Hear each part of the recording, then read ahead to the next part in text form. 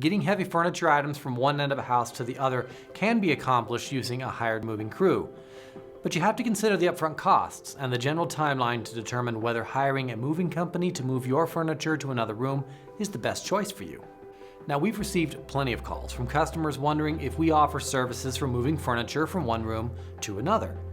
Now, whether it be the customer doesn't have help or because maybe the items are too heavy to move without equipment, we're often asked, what will it take to move household goods within a residence?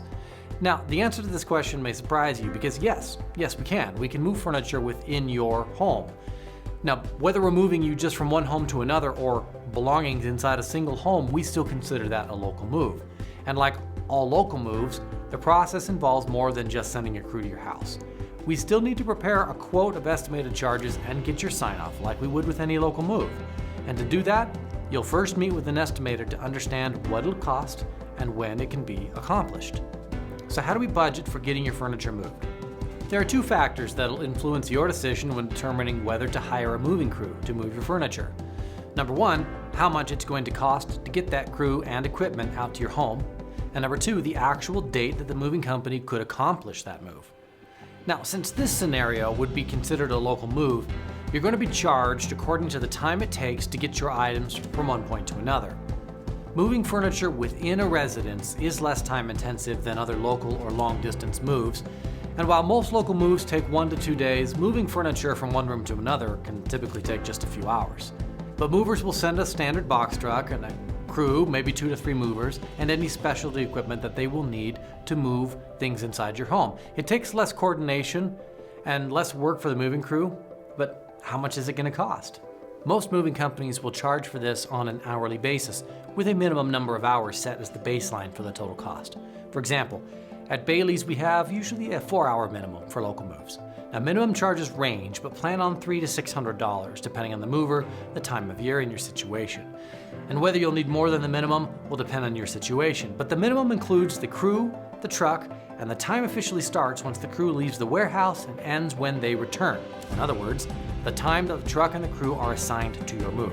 And this is common practice in the industry, as minimum hourly rates cover the cost of getting the crew and truck to and from your home.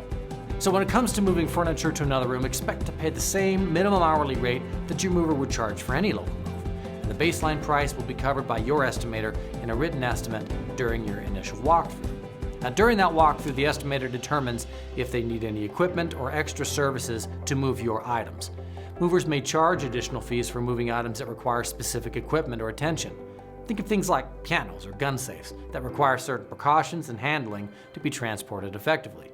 So, when you start budgeting, be sure to ask what these minimum costs are and any add-in services that you might need. Meet with an estimator so they can accurately estimate what it's going to end up costing you. And reputable movers will be upfront with what it's going to cost and with a detailed written estimate that'll clear up any mysteries in pricing. Now, moving companies operate with an expansive network of tightly coordinated trucks and crew, and availability is going to depend on a variety of circumstances, so don't expect to have a crew at your home the same day you give your movers a call. Most movers won't just keep crew at the office waiting for a call after all. They plan so that the crew knows when they're working and when they're not. And seasonality has a large impact on the availability of local and long distance movers at any given point. Peak moving season, weekend rates, and limited equipment can all influence the moving timeline.